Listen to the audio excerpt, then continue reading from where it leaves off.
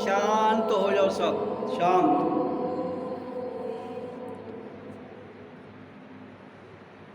तो मैं सत्संग में चर्चा कर रहा था और उसको आगे करते हुए, तो शब्द का काम है खाली करना। तो जब हम खाली हो जाएंगे फिर उसमें जो चाहे हम भर लें, वो हमारी इच्छा है। लेकिन संसार की बातें तो हमारे पास पहले ही भरी होती है। जब उनको निकाला फिर अगर हम उनको भरेंगे तो फिर वो ज़्यादा गड़बड़ हो जाएगी। इसलिए खाली होने के बाद अनुकंपा, वात्सल्य, भगवत प्रेम ही अगर हमारे भीतर आए तो हमारी पहुंचने की जो शक्ति है उसको ऊर्जा मिलती है। मिलना किसको है? अपने आप को, किसी दूसरे को नहीं। क्योंकि हमारा ईश्वर, हमारा खुदा, हमारा गुरु, हमारा परमात्मा हमारे भीतर है। तो जब हम अपना रुझान उस आत्म की शक्ति के प्रति रखेंगे तो हमारे भ्रिकुटी के ऊपर की जो ऊर्जा है, जो पिंड से निकल के भ्रिकुटी में आ गई और भ्रिकुटी से ऊपर चली गई, वो हमारे मन को, हमारी बुद्धि को, हमारी इंद्रियों को, हमारे शरीर को एकाग्र भाव में ले जाएगी। और एकाग्रता किसी भी काम के लिए बहुत जरूरी है। कार्य छोटा हो, कार्य बड़ा हो, एकाग्रता बहुत जरूरी है। और जब ऊर्जा ऊपर चली जाती है, एकाग्रता अपने आप आ जाती है, हमारा ध्यान लग जाता है और उस ध्यान में हम एक परिवर्तन महसूस करते हैं धीरे धीरे धीरे। और उस परिवर्तन में एक ऐसी दिव्य शक्ति जो हम सबके भीतर है, जो उसको देख लेता है, उसका सारा करैक्टर, उसका सारा रुझान संसारिक पदार्थों से हटकर उसमें चला जाता है। तभी तो कई उदाहरण आते हैं कि बड़े बड़े राजा भी अपना सब कुछ छोड़ के जब उनको इसका आनंद आया उस डिवाइन पावर का, तो वो दुनिया की दौलत थी, जो सत्ता थी, वो तुच्छ मात्र उनको लगने लगी।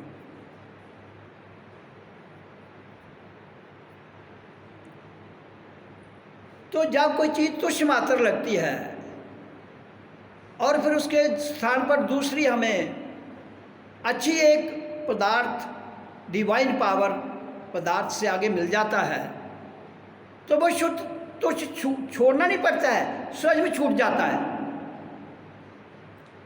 छोड़ना कुछ नहीं पड़ता दुनिया में, स्वयं हम उससे परे चले जाते हैं, वो वहीं रह जाता है।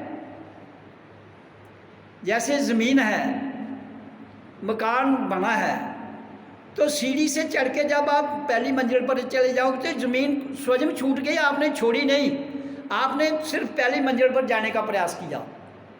दूसरी पर गए तो पहली भी छूट गई। इस तरह सफ़र तय करते करते करते 9वीं 10वीं पर गए तो 9 छूट गई। प्रयास आपका था।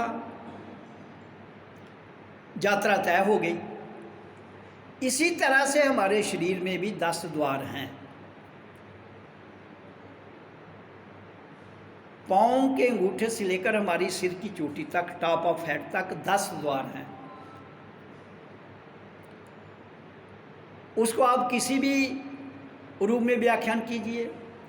तो जब हम अब इन 10 द्वारों के भीतर में स्पाइनल कॉर्ड है हमारी, और स्पाइनल कॉर्ड के द्वारा, रीढ़ की हड्डी के द्वारा ये सारा सिस्टम जुड़ा हुआ है हमारा। पाँव से लेकर दिमाग तक, दिमाग का पूरा सिस्टम ये जुड़ा है। और जो ये जुड़ा हुआ सिस्टम है, जब हम उससे ऊर्जा को निकालते हैं, सिस्टम वहाँ ही रह जाता है, लेकिन उसकी महत्ता, उसकी सत्ता नहीं रहती है। किसके लिए? उस व्यक्ति के लिए जो उस ऊर्जा को अपने पिंड से ऊपर श्वास क्रिया को खाली करते हुए ले जाता है। मेडिटेशन के हजारों रास्ते हैं, लेकिन ओम इज द सिंपलेस्ट वे। क्यों?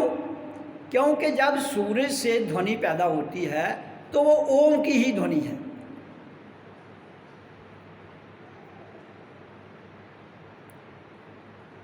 और सूरज के अंदर कितनी किरणें हैं?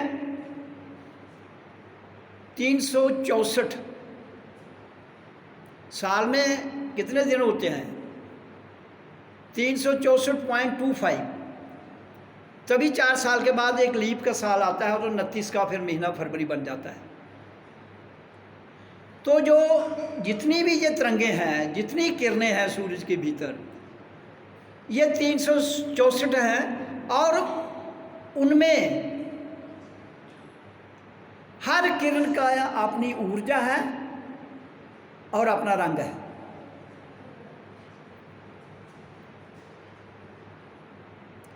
और जब हम, और उनमें एक वाइट लाइट है। 360 जो 64 मैंने बताई, उनमें एक वाइट लाइट है। वाइट लाइट बेस है सबका। और जब हम उच्चारण करते हैं तो बिरकुटी में यहाँ जब प्रकाश प्रकट होता है तो वो वाइट नहीं होगा, कभी ब्लू आता है, कभी ब्राउन आता है, कभी गोल्डन आता है, कभी कोई आता है, लेकिन ये सारे रंग बदलने के बाद वाइट आ जाएगा। White slate, white base. जब हमारी भ्रिकुटी में वो वाइट बेस बन जाता है, वो वाइट बेस जब जिसका ठहर जाए, वो समझो सिद्ध हो गया। ही सेंट। सेंट किसी से पदवी लेने की जरूरत नहीं है। जिसका भी माथे पर वो वाइट स्लेट ठहर जाए, आप सब वो निर्णय ले सकते हैं, जितने भी यहाँ लोग बैठे हैं जो भजन करते हैं। छोटी मोटी झलक आती रहती है, आती है जाती है, लेकिन एक समय आता है जब वाइट स्लेट बनती है माथे पर, वो पूरा वाइट, पूरी वाइट। फिर उसी वाइट स्लेट पर ही हमारा सारा सिस्टम जो है वो ठहर जाता है। और हमारे भीतर शुद्धता, प्योरिटी, विशुद्धता, भगवत प्रेम लाना नहीं पड़ता है, स्वयं में उमड़ता है। फिर हमें कोई भी बुरा नहीं लगता है। बाहरी तौर पर चाहे हम किसी को 2-4 बातें कह दें, जब वो कह दे, इससे कोई अंतर नहीं पड़ता है, लेकिन अंतःकरण से वो हमारा सब कुछ ठहर जाता है। फिर उसके बाद जो अगली यात्रा है, अब हमने उस वाइट प्लेट से, आप नीचे नहीं जाओगे कभी भी। जब मैंने कहा ना इस स्टेज में आ जाओगे, यहाँ वाइट स्लेट आ जाएगी, फिर उसके बाद आपके गिरने के चांस नहीं है यहाँ से, और ऊपर जाने का जो रास्ता है वो बड़ा आसान हो जाएगा। जो जीवन यात्रा है वो रास्ता बड़ा आसान हो जाएगा। आपको आगे का सफ़र तय करने में स्वयं से ही गाइडेंस आना शुरू हो जाएगी, आपको अपने भीतर से ही गाइडेंस मिलना शुरू हो जाएगी। जब वो गाइडेंस मिलना शुरू हो जाती है तो फिर हमारे अंदर से कभी कभी भाव उठता है, यार मुझे तो बहुत ज्ञान आना शुरू हो गया है।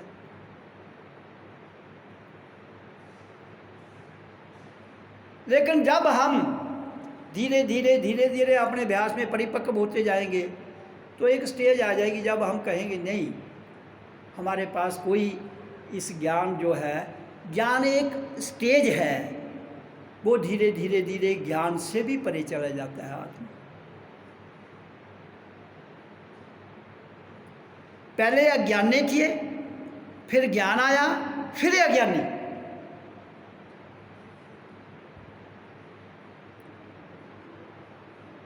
और जब फिर अज्ञानी में जाना है वो थोड़ा सा कठिन है। बच्चा अज्ञानी है, उसको कोई दिक्कत नहीं है अज्ञानता की, लेकिन जब वो बड़ा होता है, ज्ञान आ जाता है, फिर उसके अंदर थोड़ी सी ईगो आ जाती है बच्चे के अंदर। लेकिन जब वो मेडिटेशन करते करते करते करते उस स्टेज तक जाता है, फिर अज्ञानता में चला जाता है। और उस अज्ञानता में जाना कि मुझे कुछ भी मालूम नहीं, मुझे कुछ भी पता नहीं, मैं उस परमात्मा के दीदार को आई कांट एक्सप्लेन। तभी शास्त्रों में लिखा गया नेति नेति नेति, कि उस ज्ञान को पाने के बाद वो इतना विशाल है, वो इतना बड़ा ज्ञान है जिसका हम कहीं भी उसको वाणी में ना तो व्याख्यान कर सकते हैं, हिंट दे सकते हैं। और जो आदमी हिंट को पकड़ के चल पड़ता है जीवन में, वो एक दिन मंजिल पर पहुंच जाता है। तो ये सारी जीवन यात्रा जो है, हाँ बेसिकली हम ये वाली जीवन यात्रा करने के लिए धरती पर आए हैं हम सब। लेकिन गड़बड़ कहाँ होती है? संसार में दो चीज़ें हैं, नीड और ग्रीड। नीड सबकी है, ग्रीड किसी की नहीं है। लेकिन यहाँ नीड को तो छोड़ दिया दुनिया ने, ग्रीड सबने पकड़ ली।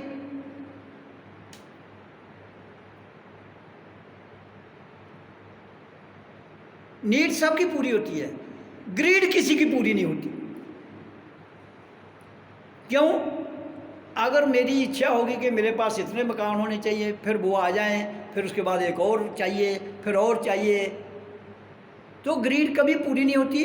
इसलिए संत महापुरुषों ने कहा है कि जब तुम उस रब की शरण में आ जाते हो तो वो तुम्हारी नीड के रास्ते खोल देता है। दुनिया की कोई ताकत नहीं जो आपकी नीड को रोक सके, उसमें ग्रीड नहीं है। इसलिए जब भी हमें जीवन में हमारे सराउंडिंग वातावरण ग्रीड है, तो नेचुरली जब 24 घंटे हम ग्रीड में रह रहे हैं तो कहीं ना कहीं हमें भी वो धक्का देके अपनी ओर खींचेगी। तो वहाँ सतर्क रहने की ज़रूरत है। मेरे सत्संगी प्रेमियों, मैं सिंपल सी बात बता रहा हूँ, अगर वहाँ आप ठहर गए, ग्रीड में नहीं फंसे, ग्रीड एक प्रकार की नहीं है, ये नहीं समझना कि पैसा ही ग्रीड है, ग्रीड बड़े प्रकार की है। किसी भी ग्रीड में जिस दिन आप ना फंसेंगे तो आपकी यात्रा बड़ी जल्दी कवर हो जाएगी। और जब आपकी यात्रा कवर हो जाएगी तो फिर पहले तो मैंने कहा ना, एक वाइट स्लेट, फिर उसके बाद एक अनहत ध्वनि, अनस्ट्रक साउंड। लेकिन ये यात्रा करने के लिए आपको जीते जी मरना पड़ेगा। ये ऐसे आसानी से यात्रा नहीं हो जाएगी, जीते जी मरना पड़ेगा। जब जब जीते जी मर के आप दोबारा अपनी प्राण शक्ति को वापस लाते हुए दोबारा जिंदा हो जाएंगे। ये स्वजम होता है, आपको करने की जरूरत नहीं पड़ती है। जैसे आप स्टेजें चढ़ेंगे स्वजम होता है, और जब स्वजम होता जाएगा आपको पता लगता जाएगा। हाँ, उसके लिए जो रैबर है वो ज़रूर चाहिए। क्यों कि ये रास्ता बड़ा ही सरल तो है, लेकिन जहाँ कदम कदम पर मौत सामने खड़ी है, इसलिए रैबर का होना बहुत ज़रूरी है। रैबर वो जिसने ये यात्रा की हो। अब आप कहो हमें कैसे पता चलेगा कि जो हमें बता रहा है इसने यात्रा की है कि नहीं की है? वो तभी आपको पता लग जाएगा जब आप समर्पित भाव से इसमें लीन हो जाएंगे। आप समर्पित भाव से लीन हो जाएंगे तो आपको समझ आ जाएगी। और कई बार क्या होता है, जिसने यात्रा करनी होती है, अगर उसका रैबर कहीं कमी में है तो जो करने वाला है वो हो सकता है इतना लीन हो वो परवाह ही ना करे और चढ़ जाए। लेकिन वो मैंने कहा ना, वो स्टेज तब आएगी जिस दिन वाइट स्लेट आपके माथे पर आके टिक जाएगी। आपकी लगन पर निर्भर करता है। एक छोटा सा उदाहरण मैं आपको देता हूँ। एक कोई महात्मा था, उसके पास से एक लेडीज चली गई। वो कह लगी मुझे नाम शब्द चाहिए। किसी ने कहा होगा कि ये महात्मा पुरुष या गुरु लोग नाम देते हैं, तो उसके पास चली गई, महाराज मुझे नाम दीजिए। तो वो इतना उसको एक्चुअली वो महात्मा तो था, गुरु भी था, लेकिन नाम वाम के बारे में उसको इतना ज्ञान नहीं था। वो कहना का नाम कोई नहीं, आप कल आना परसों आना, ऐसे टालता रहा क्योंकि खुद उसको पता नहीं था। साल वो देखो उसकी लगन जो कहते वो साल भर आती रही। उसने कहा ये तो मेरे पीछे नहीं छोड़ेगी। तो कभी कभी आदमी क्या करता है, पीछा छुड़ाने के लिए कुछ ना कुछ बोल देता है अगले को। उस कहने लगी चल ना नहीं लगती। उसको और तो कह दिया उसने चल नाम दी लग दी। उसने वही उन्ना क्या मिल गया नाम। उसने कह दिया चल नाम दी लग दी, उसने उसी को ले लिया और उसने उसी को करके अपने भीतर से अपने गुरु को प्रकट कर लिया, अपने ईश्वर को, अपने भगवान को, जिसको भी जो जिसको इष्ट मानता है उसको उसने प्रकट कर लिया। तो ये एक्सेप्शनल केसेज हैं, ये करोड़ों में एक आधा केस जो इतनी लगन से आता है, उसको इशारा भी मिलता है। तो जैसे वो कबीर था, वो भी तो उसके अपने गुरु के पास जो उसके गुरु थे परमानंद, तो उसको नाम नहीं देते थे। तो गंगा के किनारे एक दिन लेट गया जाकर, तो उसे पाँव पड़ा, उसने कहा ओ राम। तो उसने वही राम को लेकर, कबीर का राम तो वही था, उसने किसी राम पुरुष को नहीं माना है, राम शब्द को माना है। इसलिए फिजिकल आइडेंटिटी से बड़ा है नाम, राम से बड़ा राम का नाम, सूरज से बड़ा ओम का नाम। ध्वनि 24 घंटे सूरज से आ रही है, लेकिन इसकी ध्वनि सूरज से आगे भी चीरती हुई आपको उस ब्रह्मांड तक ले जाएगी, उस डिवाइन पावर तक ले जाएगी, जिसके लिए आदमी कई जन्म दे देता है उसकी खोज में। तो ये धरती एक खोज है। अहंकार नहीं आना चाहिए, द्वंद्व भाव नहीं उठना चाहिए, सरल भाव में रहना चाहिए। कोई अच्छा कहता है, बुरा कहता है, वो उसकी मौज है।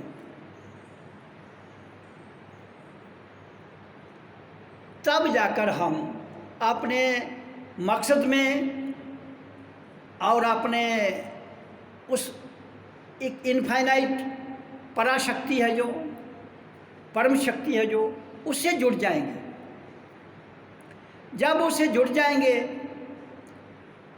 तो हमें ये संसार का जितना भी ज्ञान विज्ञान है, हालांकि परमात्मा को आज तक कोई के ये संसार उसका अंश है, अंश मात्र भी जानना बहुत बड़ी पावर है। बहुत बड़ी पावर।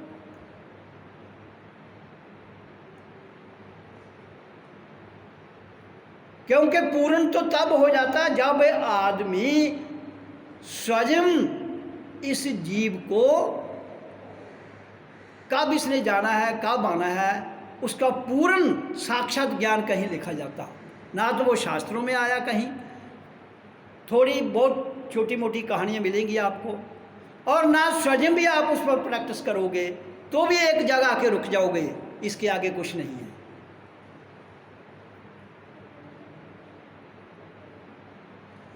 क्योंकि ये जो धरती है, जिस धरती पर हम आए हैं, और एक आकाश है,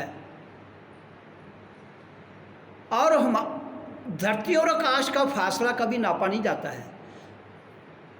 क्यों नहीं नापा जाता? क्योंकि इसकी कोई अथाह नहीं है आकाश की, और ज़मीन के नीचे पताल चले जाओगे उसकी भी कोई अथाह नहीं है। ना तुम पताल को नाप सकते हो, ना तुम आकाश को ऊपर नाप सकते हो। क्यों? आकाश एक शून्य है, महाशून्य, खाली। और खाली की क्या आप आमाइश करोगे? कुछ नहीं, वो जीरो है। महाशून्य बहुत बड़ा जीरो है।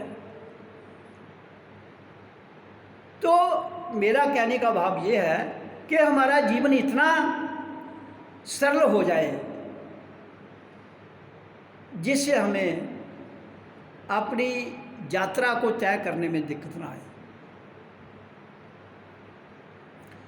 और इसके लिए ज़रूरी नहीं है, मैं फिर आपको एक बार कहूँगा, एक बार महात्मा बुद्ध ने क्या किया, वो कहने लगा क्या लोगों को ज्ञान देना है, कोई समझता तो है नहीं, साइलेंस हो गया वो। जब वो मौन रहा 2 दिन, तो उसने सोचा मैं मौन रहूँगा तो ज्ञान मेरे साथ चला जाएगा, बोलूँगा तो कम से कम 1000 लोग सुनेंगे, 1000 में से हो सकता है ये कोई समझ आ जाए। अगर मैं चुप हो गया तो किसी को भी नहीं समझ आएगी। हफ्ते के बाद, 2 दिन के बाद फिर उसने बोलना शुरू कर दिया। क्या बोलने से, अगर, क्योंकि हम किसी को बात बाणी कैसे सुना पाएंगे? बोलकर ही सुनाएंगे ना, खामोश होकर तो नहीं सुना सकते। खामोश होकर अपने आप को सुना सकते हैं, लेकिन जब दूसरे को सुनाना है तो बोलकर। अब हम 1000 को सुनाएं, 1 लाख को सुनाएं, जरूरी नहीं 1 लाख आदमी को आपकी बात को समझ जाएगा। सुनेंगे सारे, समझने वाला हो सकता 1 लाख में 1 ही हो। क्यों? कि उस आत्मतीय शक्ति के लिए बड़ी दुनिया इकट्ठी नहीं होगी, बहुत कम लोग मिलेंगे। हाँ, कुछ गुरु होते हैं जिनके पास काल की शक्तियाँ आती हैं। जहाँ ज़्यादा संगत होगी, जहाँ ज़्यादा जनता आना शुरू हो जाएगी, तो वहाँ ये जरूरी समझ लेना कि ये जो वो संत गुरु जो है वो काल की ग्रिप में ही लोगों को भरमाया जा रहा है। भाषण वो काल से परे का देगा, क्योंकि बोलने से क्या फर्क पड़ता है? बोलने से शास्त्रों में ज्ञान लिखा है, आप स्वयं भी अनुभूति कर सकते हो, लेकिन जो ज्ञान काल से परे है उसके लिए बहुत कम संगत मिलेगी आपको, क्योंकि किसी को जरूरत ही नहीं है। वो कहते क्या करना हमने, मोक्ष को क्या करना है, इसको अपने खाओ पियो मौज मस्ती करो, माया आनी चाहिए। हमारा जीवन यहाँ जो है वो कैसे तैसे होकर माया आए। हमारे पास गाड़ियाँ, हमारे पास हवाई जहाज, हमारे पास कोठियाँ, हमारे पास बंगले, हमारी शोहरत, हमारी सत्ता, ये सारी चीज़ें काल की डिमांड में हैं। इसलिए संसार उसी ओर जाना चाहता है जहाँ उसको ये सारी चीज़ें प्राप्त हो। तो काल से परे वो बहुत कम लोग, हो सकता 1 लाख को सुनाए 1 ही हो, करोड़ को सुनाए उसमें 1 मिले।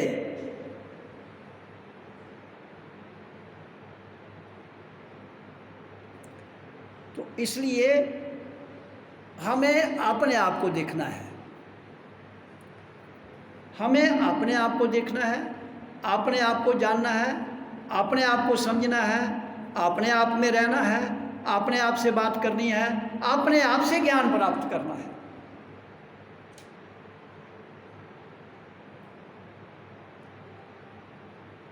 तो जब हमारा जीवन का ये लक्ष्य बन जाएगा तो तब हम जीवन यात्रा को तय करने में, अपनी मंजिल तक पहुंचने में एक दिन अवश्य कामयाब हो जाएंगे।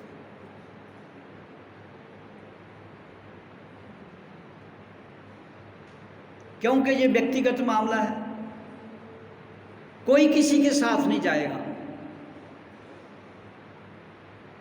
जिसने जाना है इंडिविजुअल यात्रा करनी है। अगर उसने जीवन के रहते हुए जीते जी मर के जिंदा होकर यात्रा कर ली है तो शरीर छोड़ने के बाद उसको दिक्कत नहीं आएगी, ऑटोमेटिक वो चला जाएगा। और जिसकी नहीं हुई है उसके लिए फिर उसको कभी जमदूत आते हैं, कभी कोई दिखता है, वो उसके मन की ही सारा खेल है। कोई जमदूत ऊपर बैठा नहीं है, कोई धर्मराज कहीं नहीं है।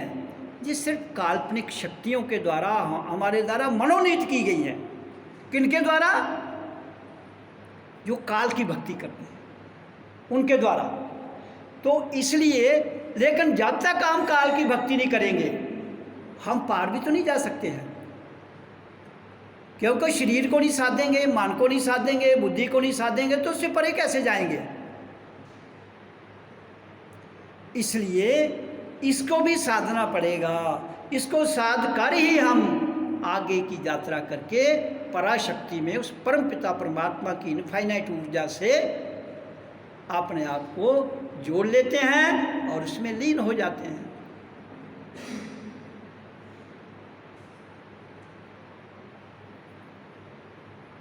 तो सत्संग का अर्थ केवल इतना ही है कि हम अपने आप को समझ लें,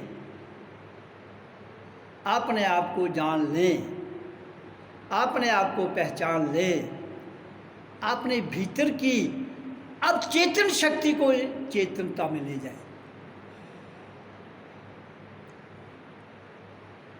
आप जो जागते हुए करते हो, स्वप्न में भी तो वही कर रहे हो।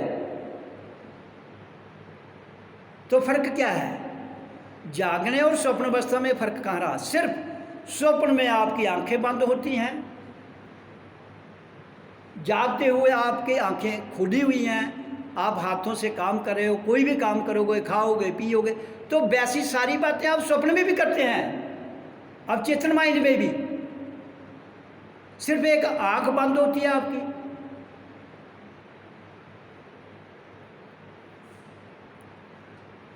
और दूसरा, आप फिजिकली टच नहीं करते हैं, लेकिन वहां महसूस वही कर रहे हैं आप सारी बातें जो चेतनता में, जागृत अवस्था में करते हैं। तो इसलिए तभी ये कहते हैं कि जो हमारी नींद है, नींद, हमें नींद कैसे सोना है और श्वास कैसे लेने हैं, जिस दिन समझ आ जाती है तो एकाग्रता आ जाती है।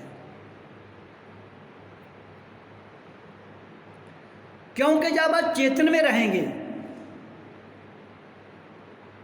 तो स्वप्न नहीं आएंगे। जब स्वप्न नहीं आएंगे तो आपका मन भटकेगा ही नहीं। तो ये सारा सिस्टम आपके पास है। वो जब आप अपने आप में चेतन में रहते हैं, अपने आप में रहते हैं, आपका माइंड कहीं इधर उधर नहीं जाता है, कोई भी होगा, तो स्वप्न नहीं आएगा। स्वप्न तभी आता है जब हमारा विचार अवचेतनता में, अवचेतन में चला जाता है। इसलिए हमें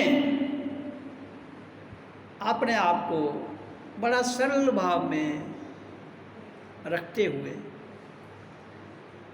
दूसरा क्या कर रहा है, अच्छा कर रहा है, बुरा कर रहा है, उसकी सोच है, हमें क्या लेना है किसी से। हमने अपने आप को ठीक करना है। गलत कोई नहीं है, लेकिन फिर भी जो हमारी मानसिक स्थिति, विचार किसी काम को करने के लिए नहीं कहते हैं, तो वो ही गलत होता, क्योंकि ये कर्म है ना, जो कर्म हमें बांध दे, जो कर्म हमें बांधता है वो गलत है, चाहे कितना भी बेनिफिशियल हो। मैंने बहुत बार कहा है, जंजीर सोने की हो या लोहे की हो, जंजीर जंजीर है, बंधन बंधन है, चाहे वो सात्विक गुण में हो, चाहे वो राजस गुण में हो, चाहे वो तमो गुण में है, गुणों तीनों में बंधन है। इसलिए बंधन से मुक्त होना ही हमारा कर्तव्य है, उसी को सच्ची आज़ादी कहते हैं। इसलिए जो कर्म आपको बांधता है, जो सोच आपको बांधती है, वो आपका बंधन बन जाता है। फिर उस बंधन को हटाने के लिए फिर आपको मेडिटेशन करनी पड़ेगी, फिर उसको भस्म करने पड़ेगा, ब्रह्म ज्ञान की अग्नि में फिर ले जाना पड़ेगा।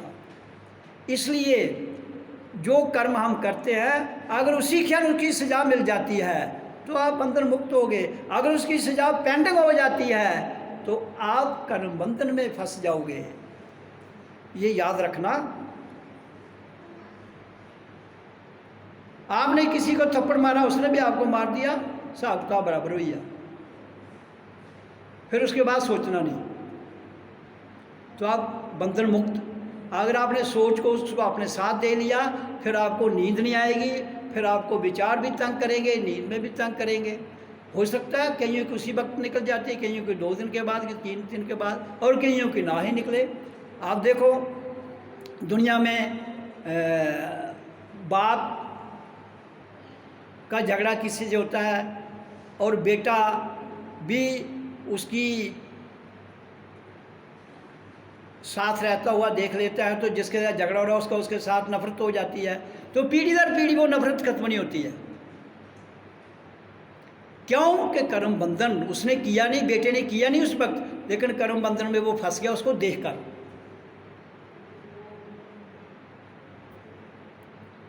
जी भैया, आपका इधर का एक घटना है, अभी कुछ दिन पहले इधर हुई। एक फैमिली ने दोनों आपस में तो एक को कत्ल कर दिया, और 10 साल पहले उसके कहते बाप को कत्ल किया था।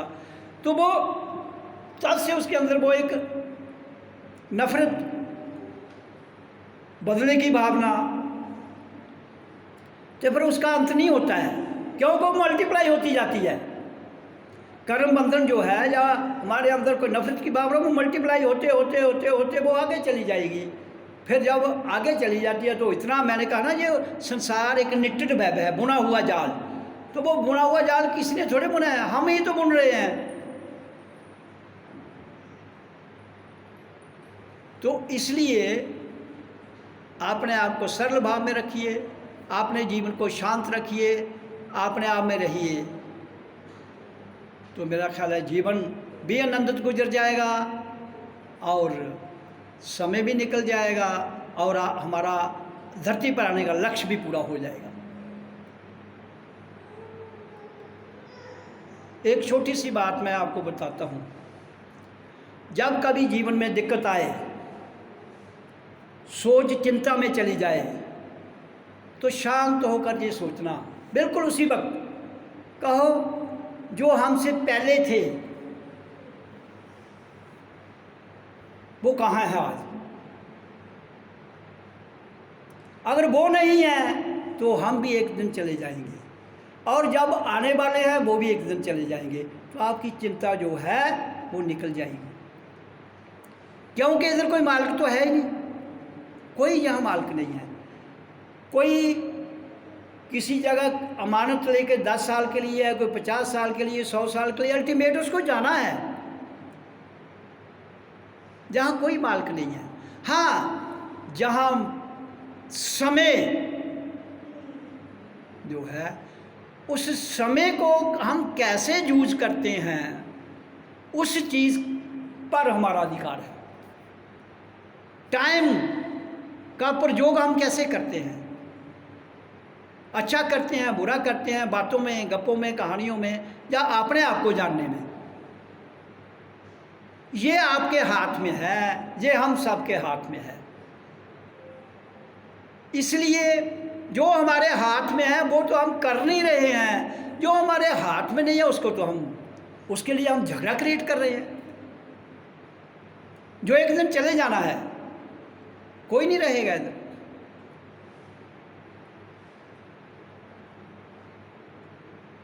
हमारे से पहले भी तो लोग थे इस धरती पर, हमारे बाद भी होंगे। जो हमारे पहले थे वो भी चले गए, हम आ जाएं, हम भी एक दिन चले जाएंगे। सब जो हम सब इधर बैठे हैं, ये मूर्तियाँ ये बदलती जाएंगी, कोई और आ जाएंगी। इसलिए कोई यहाँ मालिक नहीं है।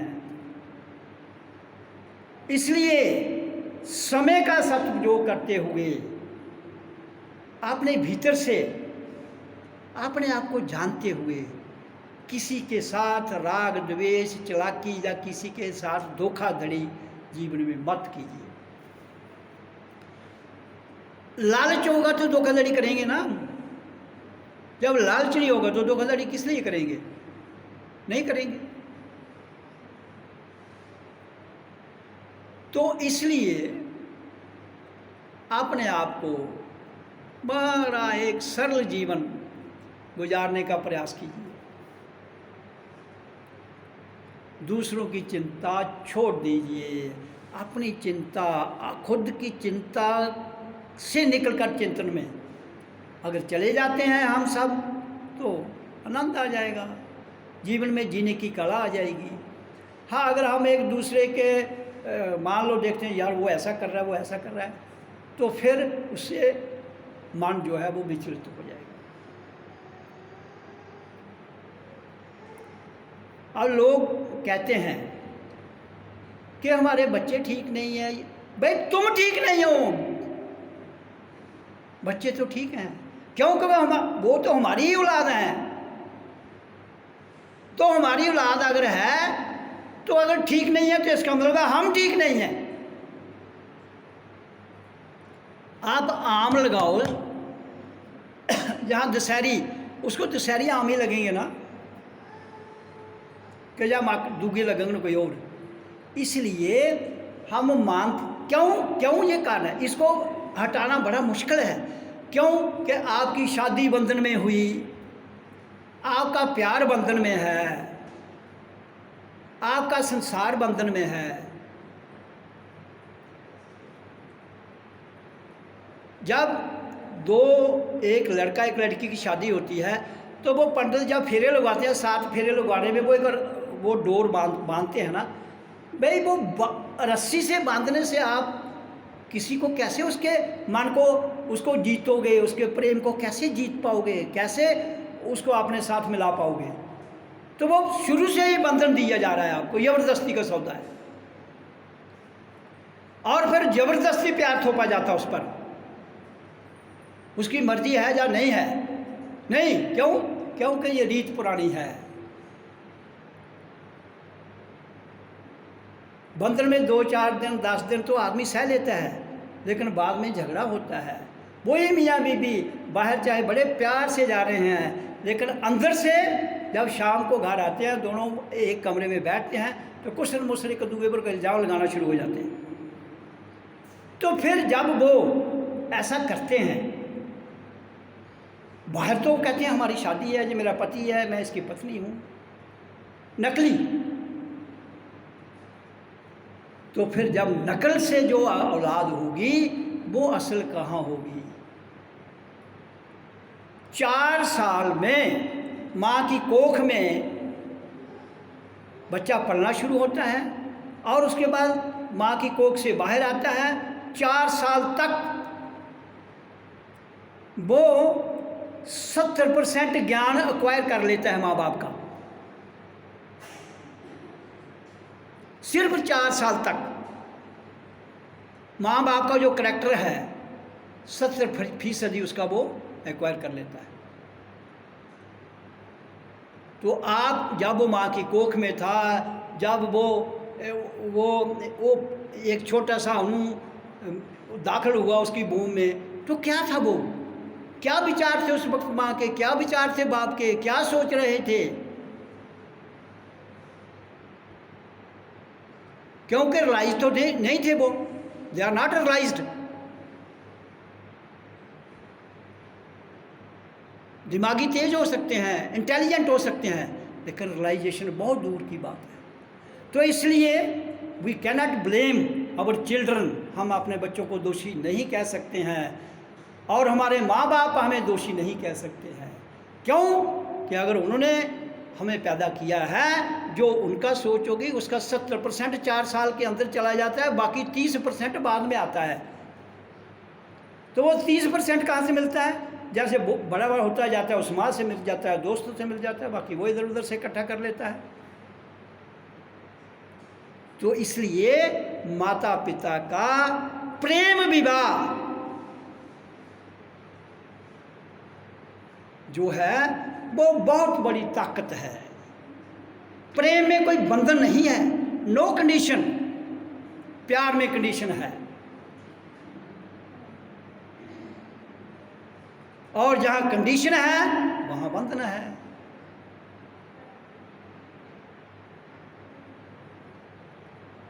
तो इसलिए ईश्वरीय भक्ति को क्यों प्रेम कहा गया? भगवत प्रेम किस लिए कहा गया? Pure love is God. Love is God नहीं कहा उसने, प्योर लव। तो जब हमारे अंदर शुद्धता, विशुद्धता, हमारा मन साफ, हमारी बुद्धि साफ, हमारा सिस्टम साफ हो जाता है, तो अपने आप हमारे अंदर से उस ईश्वरीय प्रेम का प्रभाव अपने आप बहता है।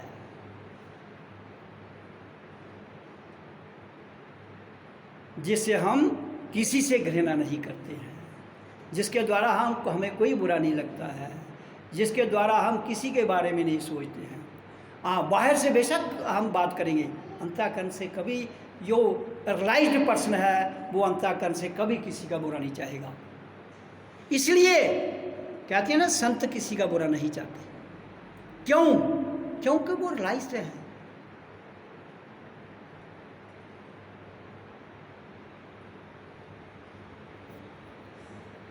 तो इसलिए मेरा कहने का भाव यही है कि आप अपने आप को सरल भाव में रखिए। ये यात्रा कैसे करनी है, पाँव से अंगूठे से लेकर सिर की टॉप ऑफ चोटी तक कैसे सफ़र होता है, वो जब तक हमारा ब्रेन वॉश नहीं होगा तब तक हम नहीं ये यात्रा कर सकते। और लोग कहते हैं ना वो गुरु उसका ब्रेन वॉश कर देते हैं। ये गुरु को क्या ब्रेन वॉश करने की चिट्ठी पड़ी है? ब्रेन वॉश शब्द करेगा, नाम शब्द करेगा, वो ब्रेन वॉश नहीं होगा तो आप आगे जा ही नहीं पाएंगे, फिर आप गुंजल से नहीं निकलेंगे। जो बुना हुआ जाल है वो काट ही नहीं पाएंगे। इसलिए ब्रेन का वॉश होना बहुत ही जरूरी है।